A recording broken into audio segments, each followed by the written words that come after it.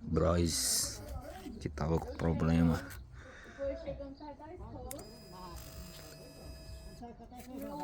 O problema era exatamente nessa moça aqui, ó.